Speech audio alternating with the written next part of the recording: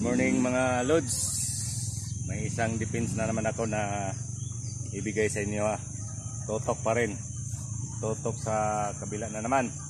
Tapos ito nga tutok lods, tatlong depensa ang ibigay ko sa inyo. Pero ngayon, isa lang muna. Bangan na lang natin ang dalawang defense bukas. Tingnan nyo lods ha. Ganyan lods oh.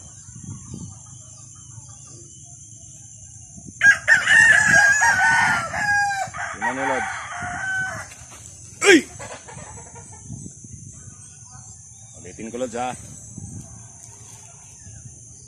Ganyan lods oh. Diba? Tapos bukas lods, isa na naman, pero dito pa rin ang totok sa likuran. Okay lods, pag-like and follow answer lods. Kung mayroon kayong itanong, i-comment nyo lang, sasagutin ko. Thank you lods, bye bye.